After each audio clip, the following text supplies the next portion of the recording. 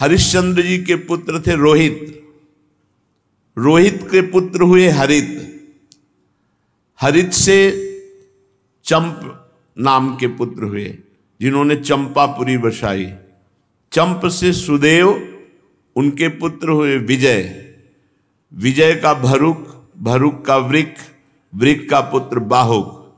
शत्रुओं ने बाहुक से राज्य छीन लिया तो अपनी पत्नी के साथ वन में चले गए, और वन में जाने पर बुढ़ापे के कारण जब बाहुक की मृत्यु हो गई तब उनकी पत्नी भी उनके साथ सती होने को उद्यत हुई, परंतु महर्षि औरव को यह मालूम हुआ कि इसके तो गर्भ है, इसलिए उन्होंने रोक दिया कि तुम्हें सती नहीं होना, क्योंकि तुम्हारे गर्भ है तो संतान को नष्ट करना ये तुम्हारे अधिकार की बात नहीं। जब उनकी सौतों को ये मालूम हुआ तो उन्होंने भोजन के साथ उसे विष दे दिया। विष को गर कहते हैं, गर। परंतु इतना प्रभावशाली ऋषियों का कृपा पात्र वो गर्भ कि गर के साथ प्रकट हुआ, गर कहते हैं विष को। तो महर्षि औरव ने सगर नाम रखा, महाराजा धीराज सगर, बड़े यशस्वी चक्रवर्ती सम्राट हुए हैं। उन्हीं के पुत्रों ने पृथ्वी को खोदकर समुद्र बना दिया। सगर ने अपने गुरुदेव औरव की आज्ञा मानकर ताल, जंग, यवन, शक, है और बर्बर जाति के लोगों का वध नहीं किया, बल्कि उन्हें विरूप बना दिया। उनमें से कुछ के सिर मुड़वा दिए, कुछ के मूछ दाढ़ी रखवा दी, कुछ को खुले बालों वाला बना दिया, कुछ को आधा मुड़वा दिया। कुछ लोगों को सगर ने केवल वस्त्र ओढ़ने की आज्ञा दी, पहनने की नहीं। कुछ को केवल लंगोटी पहनने की कहा, ओढ़ने नहीं। इसके बाद राजा सगर ने औरव ऋषि के उपदेशानुसार अश्वमेध यज्ञ के द्वारा संपूर्ण वेद और देवतामय आत्मस्वरूप सर्वशक्तिमान भगवान की आराधना की। अश्वमेध यज्ञ में घोड़ा छोड़ा जाता है। उस घोड़े को जिस राज्य से निकले पूजन करके नमस्कार कर दे तो युद्ध नहीं होगा, माना जाता है वो परास्त हो गया। अगर घोड़े के साथ थोड़ी भी छेड़खानी की तो युद्ध होगा और उस बलवान राजा उसे बंदी बनाएगा। तो उस घोड़े को इंद्र ने चुरा लिया अश्वमेध यज्ञ के। पता ही नहीं चला कि किस राजा ने घोड़ा बंदी बनाया, क्योंकि इंद्र ने चुरा लिया, किसी राजा ने नहीं।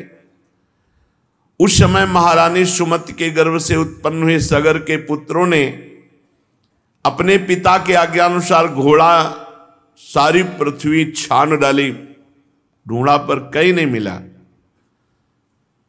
तब उन्हें बड़ा क्रोध आया और बड़ी गुस्सा से उन्होंने पृथ्वी को खोदना शुरू किया। खोदते खोदते उन्हें पूर्व और उत्तर के कोने पर अपना घोड़ा बंधा दिखाई देगा, जो कपिल मुनि का आश्रम था। 60,000 सगर के पुत्र थे। वो शस्त्र उठाकर कहने लगे, दौड़ो दौड़ो, पकड़ो, यही हमारे घोड़े को चुराने वाला चोर है। देखो तो सही, घोड़ा चुरा के यहां बांध लिया और आंख मूंद कर बैठ गया। ये तो पाप कर्म इसने किया, इसको मार डालो। सब दौड़ पड़े, 60,000 थे। कपिल भगवान आंख मूंदे हुए भगवान के ध्यान में थे। अब जे ही मुनि के पास गए तो उनकी आंख खुल गई। तो महापुरुषों के तिरस्कार के फलस्वरूप उनके शरीरों में आग लग गई। क्षण भर में 60,000 सगर के पुत्र राख बन गए। कोई साप आदि नहीं दिया, केवल वो प्रहार करने आ रहे थे तो उन्होंने देख लिया तो सब राख हो गए। 60,000 सगर के पुत्र।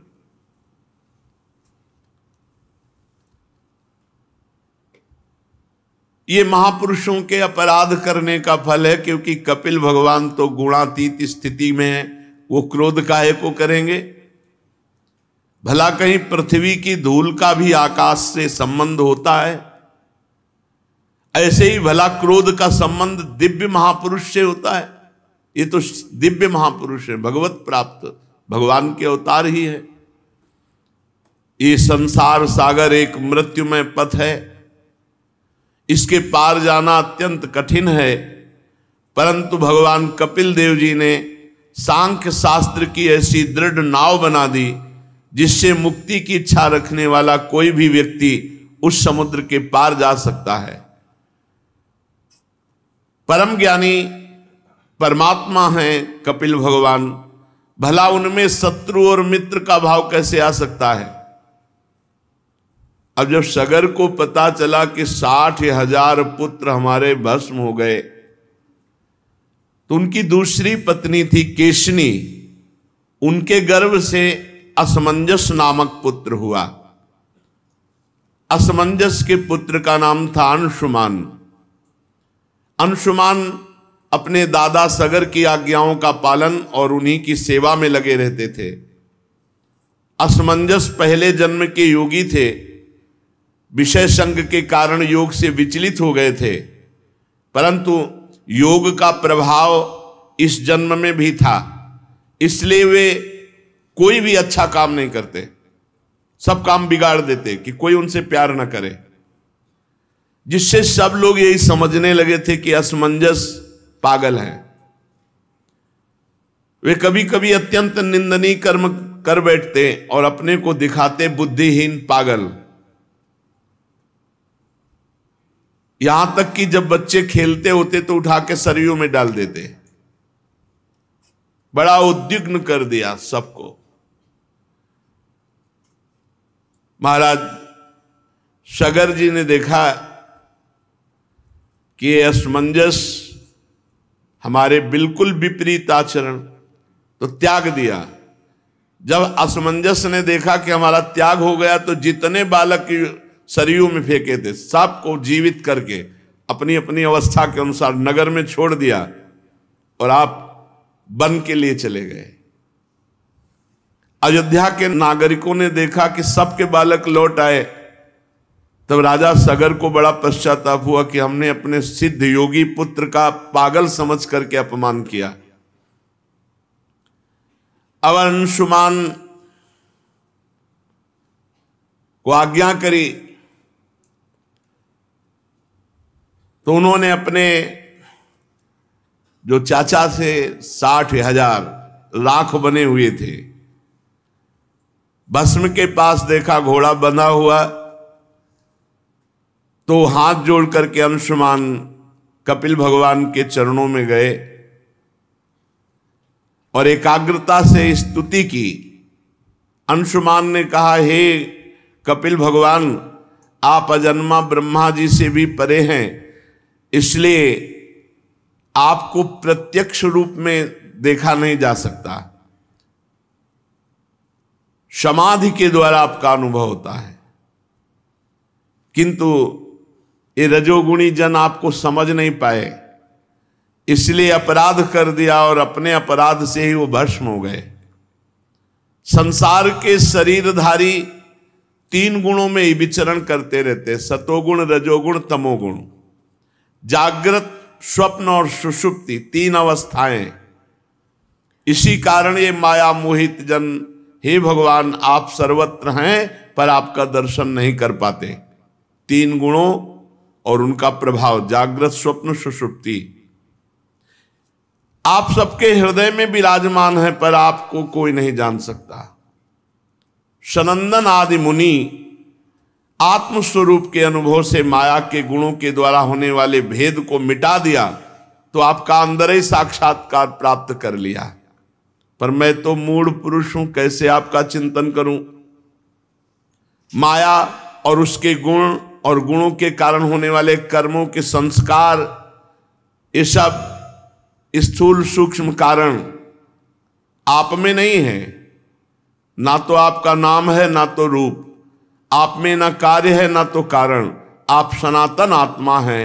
ज्ञान का उपदेश करने के लिए कपिल रूप धारण किया। हम आपको नमस्कार करते हैं।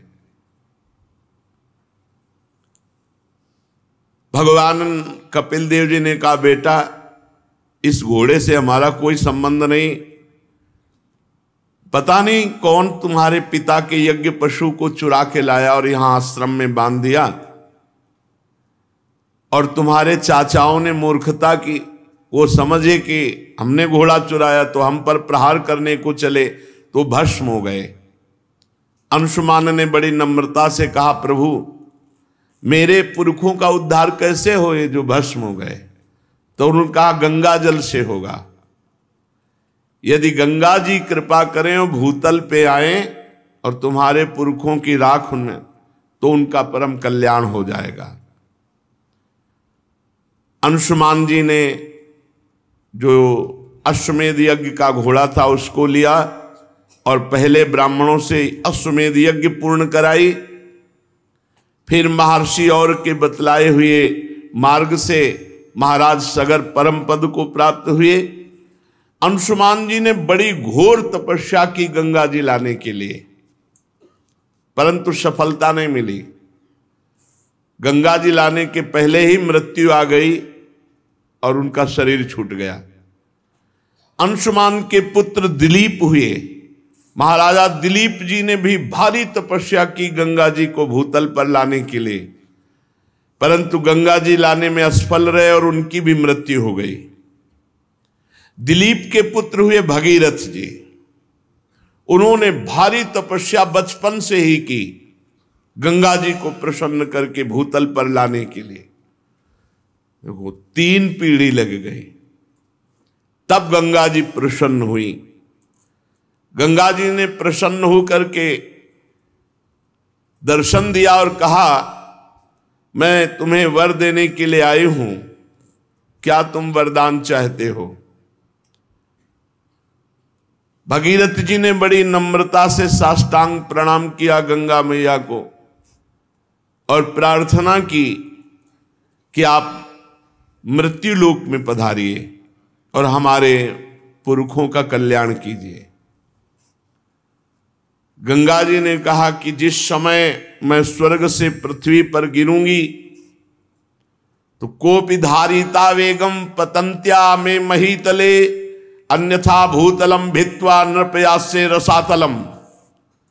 कोई चाहिए जो भूमंडल पर पृथ्वी लोक में बीच में मुझे रोक ले, अगर नहीं रोका तो मैं अपने वेग से रसातल को चली जाऊंगी, तुम्हारा प्रयास निष्फल। भूतल पर मुझे कोई रोकने वाला चाहिए। इसके अतिरिक्त दूसरी बात, किम चाहम नु भुवम यास्य नरा मैया मृजंत्यघम मृजामि तदघम कुत्र राजस्तत्र विचिंत्यताम। भगीरथ, ये 2 समस्याएं हैं। भूतल पर कोई चाहिए जो मुझे रोक ले, नहीं तो मैं रसातल को चली जाऊंगी ब्रह्मलोक से सीधे। और दूसरी बात, पृथ्वी पे जाऊंगी तो पापी लोग मेरा स्पर्श करके निष्पाप हो जाएंगे, पर मैं पाप युक्त हो जाऊंगी, तो मैं पाप कहां धोऊंगी? इस विषय पर तुम विचार करो। भगीरथ जी ने कहा, पहले समस्या का तो समाधान मैं अभी किए देता हूं। साधवो न्यासिनः शांता ब्रह्मिष्ठा लोक पावनाः हरंत्यघम तेंग संगात ते स्वास्ते हृभिद्धरी। माता, तुम चिंता मत करो, जब पृथ्वी पर आप जाओगे तो पापी ही आपका स्पर्श नहीं करेंगे।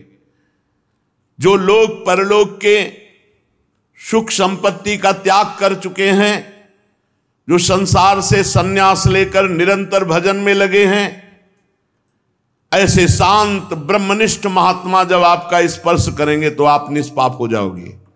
गंगा को भी पाप रहित करने की सामर्थ्य भगवत भक्त में है, भगवत प्रेमी महात्मा में है। साधवो न्यासिना, जिन्होंने समस्त भोगों का त्याग कर दिया, ऐसे सन्यासी। शांता, जो हर द्वंद्व सहते हैं। ब्रह्मिष्ठा, जो ब्रह्मनिष्ठा वाले।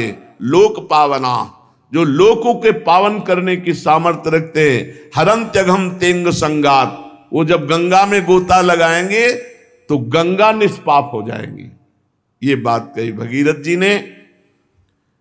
वो अपने अंग स्पर्श से, हे गंगा, तुम्हारे पापों को नष्ट कर देंगे, क्योंकि उनके हृदय में अगरूप अघासुर को मारने वाले भगवान श्री कृष्ण का निरंतर चिंतन होने के कारण भगवान वहां प्रकाशित हो जाते हैं। हृदय में भगवान कब प्रकाशित होते हैं? निरंतर चिंतन करने के कारण। और दूसरी बात कि तुम्हारा वेग रसातल में भेद कर चला जाएगा तो नहीं माता, बीच में ही धारयिष्यति ते वेगम रुद्रस्त्वात्मा शरीरिणाम यस्मिन नोतमिदम प्रोतम विश्वम साटीव तंतुषु। तुम चिंता ना करो, मैं रुद्रदेव की तपस्या करूंगा, भगवान शंकर से कहूंगा ब्रह्मलोक से जब तुम गिरोगी तो तुम्हें बीच में ही रोक लेंगे। तो गंगा जी ने सोचा कि महादेव जी किस में रोक लेंगे मुझे, देखती हैं। तो गंगा जी ने जो ही ब्रह्मलोक से ऐसी विशाल धारा गंगा जी की भगवान शंकर ने जटा खोल दी। जटा कटा संभ्रमम भ्रमण निलंप निर्झरी विलोलवी चिवल्लरी विराजमान मूर्धनी, और बांध लिया जटाओं, गंगा की धारा को जटाओं में लपेट लिया। भगीरथ ने कहा महाराज नीचे कुछ बूंद तो गिरे, नहीं तो हमारे पुरखे तो वैसे ही रह गए। तब एक जटा खोली तो 3 गंगा के स्वरूप हुए, अलकनंदा, भागीरथी, मंदाकिनी। अलकनंदा स्वर्ग गंगा, पाताल गंगा मंदाकिनी जो अनुसुईया जी के आश्रम में प्रकाशित हुई चित्रकूट में, और भागीरथी तो पावन त्रिभुवन पावनी श्री गंगा जी भारत देश को पावन करते हुए, हिमालय से देश को पावन करते हुए आगे आगे भागीरथ जी चल रहे हैं और पीछे गंगा जी चल रहे हैं। कितना महान पावन भूमि है जहां गंगा जी विराजमान है। गंगा जी भगवती तव तीरे नीरमात्रा सनोहम विगत विषय तृष्णा कृष्ण माराधयामि सकल कलुष भंगे स्वर्ग सोपान संगे तरल तर तरंगे देवी गंगे प्रसीद। इतनी आसक्ति गंगा जी से कहीं नहीं हुई ऐसी आसक्ति। यमुना जी का अवगाहन सेवन हुआ पर उतना नहीं हुआ जितना गंगा जी का हुआ। बचपन से गंगा जी ही पूरा जीवन थी। आहार भी गंगा जल का ही और विहार भी गंगा के तट का। पूरा गंगा शब्द से एकदम रोमांच होता है, जैसे अपनी सगी माँ की याद आ जाए और हृदय विकल हो जाए, ऐसे हो जाता है। गंगा जी की आसक्ति हृदय में इतनी कि वो बता नहीं सकती। जैसे अपनी माँ से आसक्ति होती है ऐसे गंगा जी से आसक्ति थी, और उन्होंने पालन पोषण माँ की तरह ही किया। हे देवी, तुम्हारे तीर पर केवल तुम्हारा जलपान करता हुआ विषय तृष्णा से रहित होकर। किसी ने पूछा कि एकांतिक में कि आप भी तो मन वाले हैं। साधक जब साधना करते तो अपने लोग देखते मन भागता है, ये विषय वो विषय संसार। आपको नहीं सताया क्या? तो आपको सही बताएं, ऐसी रहनी और ऐसा स्थान की विषय चिंतन का कहीं संयोग ही नहीं था। ऐसे ऐसे सिद्ध महापुरुष ब्रह्मलीन जिनको देखने के बाद हाहाकार मचता, ब्रह्म तत्व में स्थित होने का कहीं विषय संयोग का दर्शन गंगा किनारे कहाँ है। और कभी हरिद्वार की तरफ ऊपर नहीं चढ़े, जहां देखा कि भीड़ वहां नहीं गए, बस किनारा किनारा ही प्रयाग, तीर्थराज, काशी विश्वनाथ घाटों में, फिर किनारा वापस। यही क्षेत्र ही था, यही क्षेत्र था। हम कहीं जीवन में नहीं गए, किसी भी तीर्थ में, किसी और धाम में नहीं गए। वृंदावन आना था इसलिए चित्रकूट से तो कई दिन चित्रकूट में रुके, नहीं तो कोई तीर्थ नहीं, बस गंगा किनारे जो पड़ते हैं, ब्रह्मावर्त, इलाहाबाद संगम, काशी विश्वनाथ, बस किनारा गंगा जी। गंगा ही हमारा जीवन थी। विषय तृष्णा का नाश करती हैं। गंगा जी का दर्शन, स्नान और जलपान विषय तृष्णा का नाश करके और भगवान की आराधना की अद्भुत वृत्ति देती हैं। हे सकल पाप विनाशिनी, स्वर्ग सोपान रूपिणी, तरल तरंगिणी देवी गंगे,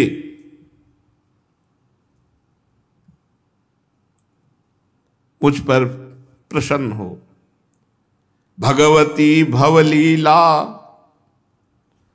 मौलिमाले तवाम्भः कणमणु परिमाणम प्राणिनो ये स्पृशंति अमर नगर नारी चामरग्राहिणी नाम विगत कलि कलंकातंक मंके लुठंती। हे भगवती गंगा, तुम महादेव जी के मस्तक की लीलामयी माला हो।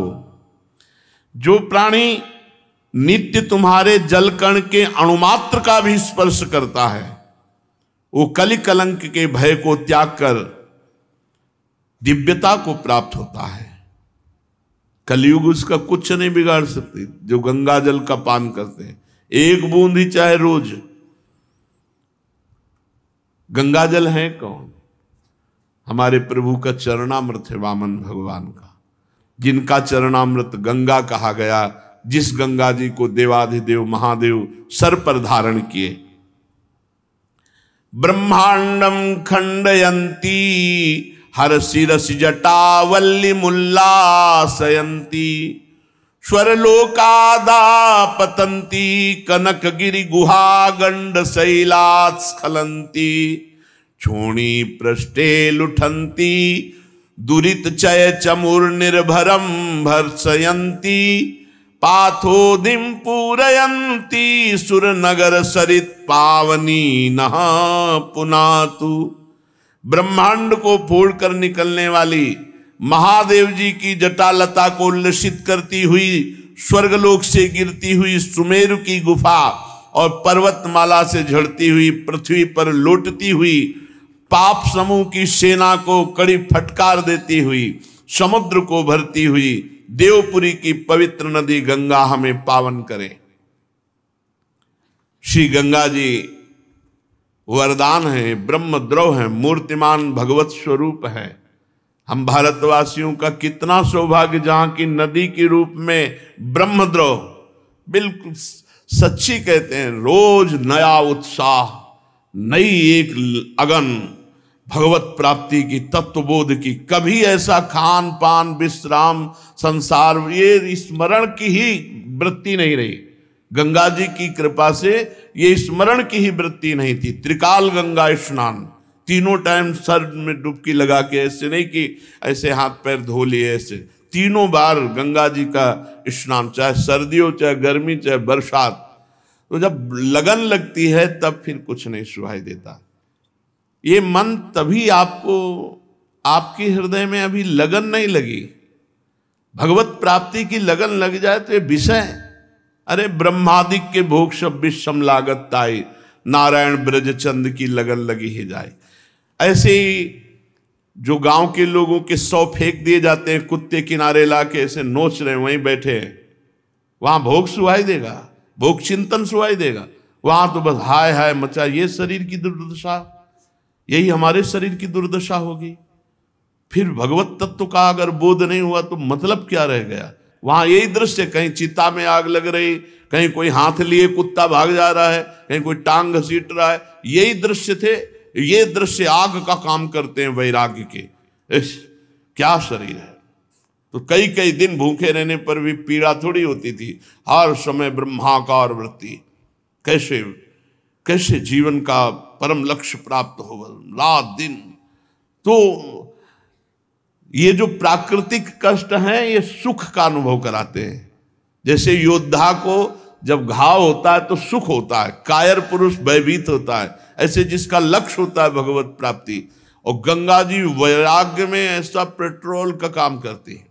अगर थोड़ा भी वैराग्य है तो बढ़ा के वैराग्य को बिल्कुल अवधूत बना दे। गंगा जी की अपार महिमा, और यमुना जी की महिमा है कि वैराग्य से अनुराग में डुबा दे, प्रेम में डुबा दे।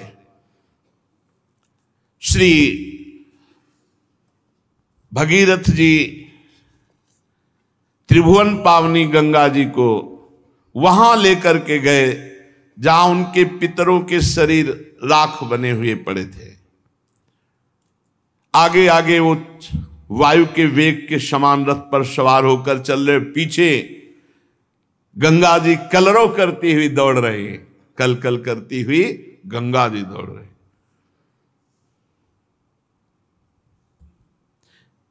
इस प्रकार गंगा सागर संगम पर पहुंचकर उन्होंने जले हुए पुत्रों को अपने जल से गंगा जी ने पावन किया। यद्यपि सगर के पुत्र ब्राह्मण के तिरस्कार से भस्म हुए थे, अपराध हुआ था, लेकिन ये गंगा जी की महिमा है कि ऐसे महत अपराधी को भी परम पद प्रदान किया अपने जल के स्पर्श मात्र से। केवल गंगा जल का जे ही उनके शरीर की राख से स्पर्श हुआ कि सब के सब परम पद के अधिकारी बन गए। जय हो भारत भूमि की, जहां ऐसी पावन गंगा जी। अरे गंगा जी का दर्शन, गंगा जी का आचमन, गंगा जी का स्नान तो निष्पाप करता ही।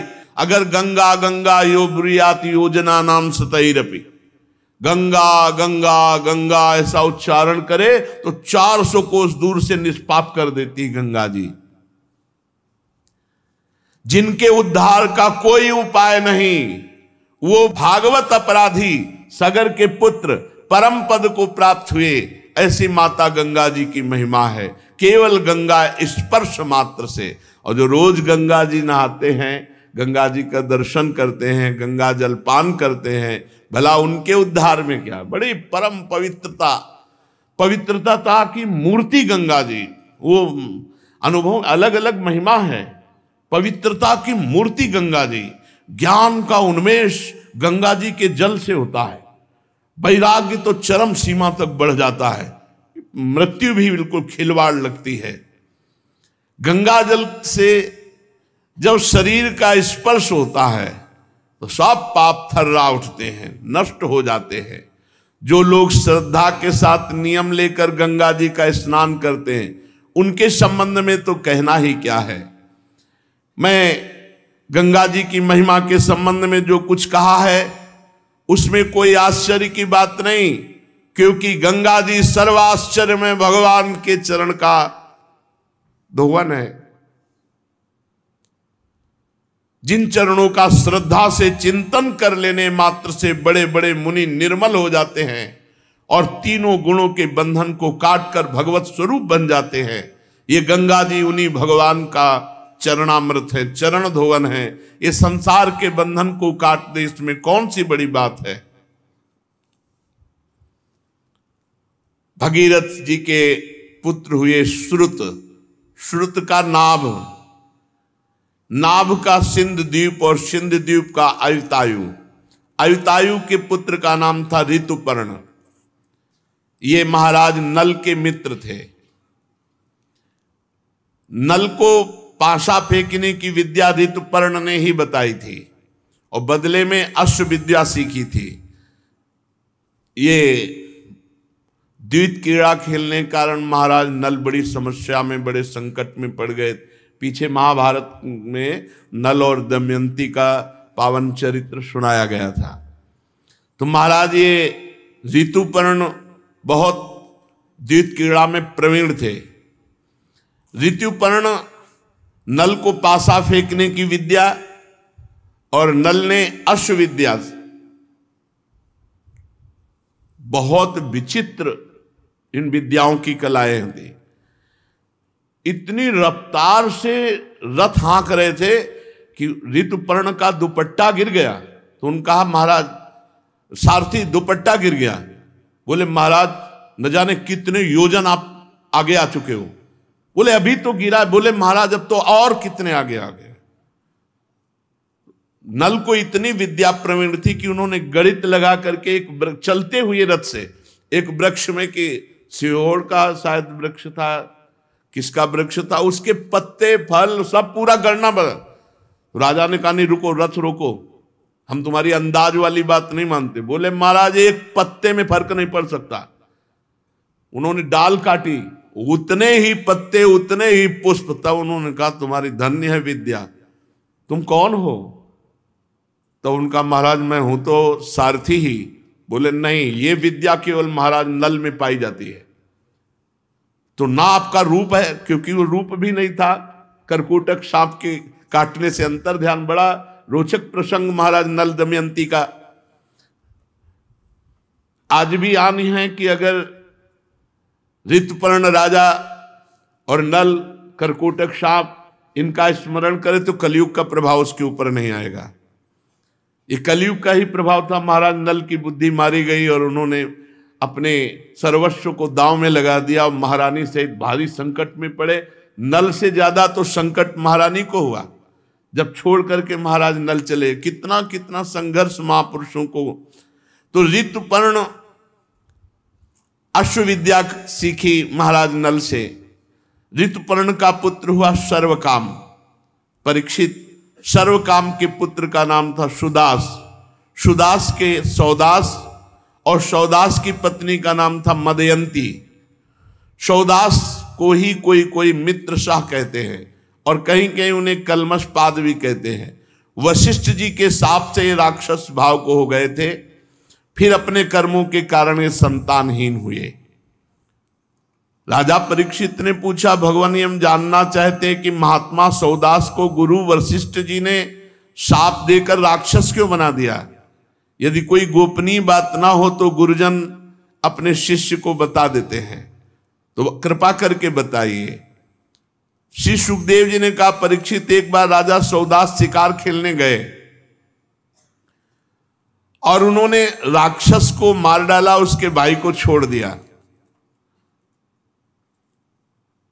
राक्षस ने राजा के इस काम को अन्याय माना और भाई की मृत्यु का बदला लेने के लिए जब उसने देखा कि आज वशिष्ठ जी राजा के यहां भोजन करने आ रहे हैं, तो रसोइये का अपहरण कर लिया, माया से रसोइये का रूप धारण कर लिया और अभक्ष पदार्थ मांस आदि भोजन में मिलाकर सुंदर भोजन बनाकर वशिष्ठ जी के सामने परोसा गया। तो वशिष्ठ जी भोजन को देख करके जो ध्यानस्थ हुए तो पूरी बात जान गए कि ये तो अपवित्र है। तो उन्होंने क्रोधित होकर राजा को शाप दिया कि तू निमंत्रण करा रहा है मुझे और मुझे अभक्ष पदार्थ परोसा रहा है, ये तेरा काम राक्षसी काम है, इसलिए जा तो राक्षस भाव को प्राप्त हो जा। इसमें महाराज का कोई दोष नहीं था, वो राक्षस रसोइया के रूप में गुप्त रूप से, पर दोष तो राजा का ही, निमंत्रण देने वाले का ही माना जाएगा। इसलिए वशिष्ठ जी ने शाप दे दिया। महाराज कलमशपाद मित्रशाह सौदास नाम से पुकारे जाते थे कि जाओ तुम राक्षस भाव को प्राप्त हो जाओ। उन्होंने चरण पकड़ा और कहा, महाराज मेरी इसमें कोई गलती नहीं है। तब उन्होंने कहा, ठीक है 12 वर्ष तो राक्षस रहोगे ही, 12 वर्ष के बाद तुम पुनः अपने स्वरूप को प्राप्त हो जाओगे। तो उन्होंने कहा, महाराज बिल्कुल अपराध ना होने पर 12 वर्ष के लिए राक्षस भाव दिया, मैं भी आपको शाप दे सकता हूं। तो उनकी पत्नी ने कहा, नहीं, ये आकाश, ये पृथ्वी, ये दिशाएं सब के सब भगवत स्वरूप है और गुरुदेव सब रूपों में है। गुरुदेव को दंड देना ये कहां की बात? तुम तो अभी राक्षस बन गए, साप तो 12 वर्ष का हो, तुम तो अभी राक्षस बन गए। उनकी पत्नी ने डांट लगाया। तो उन्होंने कहा, मैं जल को कहां छोड़ू? तो उनका अपने पैरों में छोड़ो। इसीलिए उनके पैर काले पड़ गए, तो कलमशपाद नाम से वो पुकारे गए। थोड़ी देर में वो राक्षस हो गए, राजा बिल्कुल राक्षस बन गए क्योंकि वशिष्ठ जी का शाप। अब राक्षस बने हुए जंगल में भूख प्यास से भटक रहे थे। वहां देखा एक ब्राह्मण 9 दंपत्ति मैथुन कर रहे, सहवास कर रहे। भूख लगी हुई थी, पकड़ लिया ब्राह्मण को। ब्राह्मण पत्नी ने कहा, अभी हमारे संतान का योग था और आपने आप राजा हो, आप राक्षस नहीं हो, आप महारथी हो, आपको अधर्म नहीं करना चाहिए, मेरा पति दे दो क्योंकि मुझे संतान की कामना है। लेकिन सांप के वशीभूत उन्हें कुछ सुनाई नहीं दे रहा। खा डाला ब्राह्मण को, जैसे कोई मूरी गाजर खाए ऐसे खा डाला। ब्राह्मण तपस्याशील सद्गुण संपन्न था। राजा सांप के वशीभूत होकर उसे खा डाला। श्रेष्ठ ब्रह्म ऋषि पति का ये वध देख करके उसको और क्रोध आ गया और उसने कहा मेरे को भी खा, क्योंकि मेरा पति जब ले लिया तो मेरा जीवन किस काम का। बहुत रोने लगी।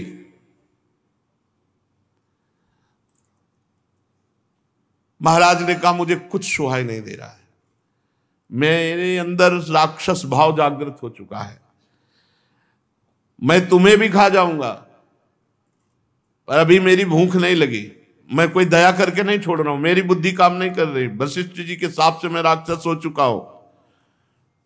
ब्राह्मणी ने क्रोध करके राजा को शाप दे दिया, अरे पापी, मैं जब काम से पीड़ित थी ऐसी अवस्था में मेरे पति को खा गया, इसलिए जब तू स्त्री सहवास करना चाहेगा तो तेरी मृत्यु हो जाएगी, ये मैं शाप देती हूं।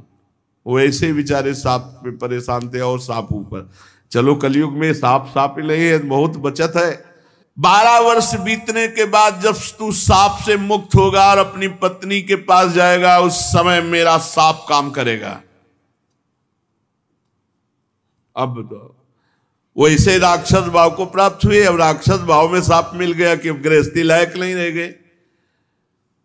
उन्होंने इतना दिमाग काम कर रहा था, ये सांप याद रखा और जीवन में कभी गृहस्थ सुख नहीं भोगा महाराज कलमशपाद, इसलिए वो संतानहीन हो गए।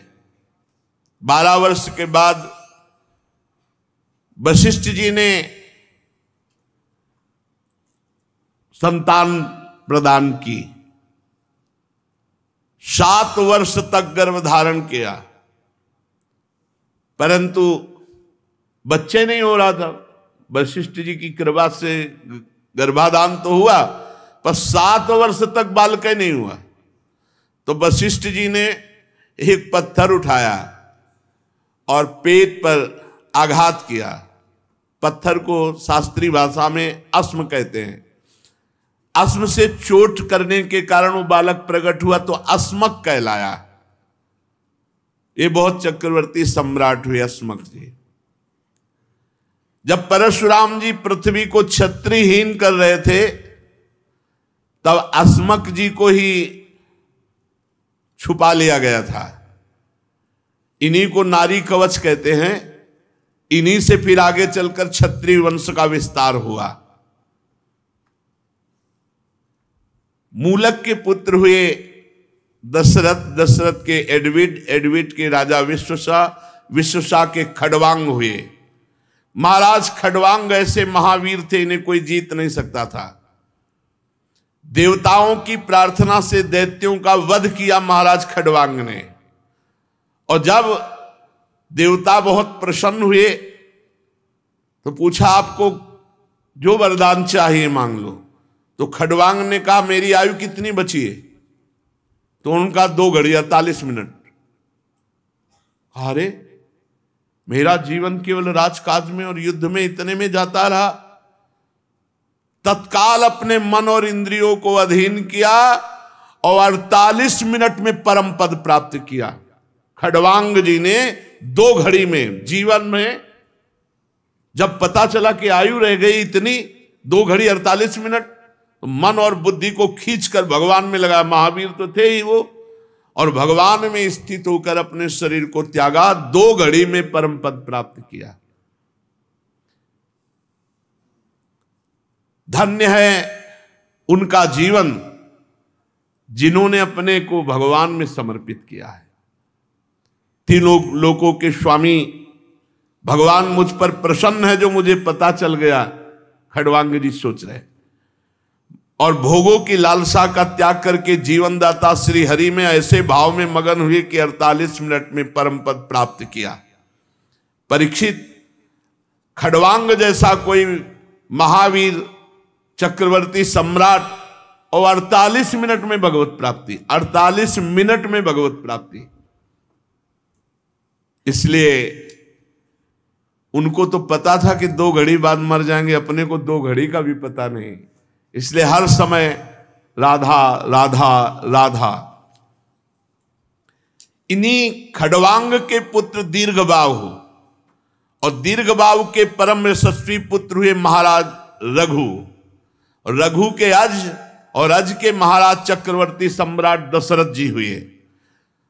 और दशरथ जी की तपस्या भजन उससे प्रभावित होकर परब्रह्म परमात्मा 4 रूपों में प्रकट हुए, राम लक्ष्मण भरत शत्रुघ्न।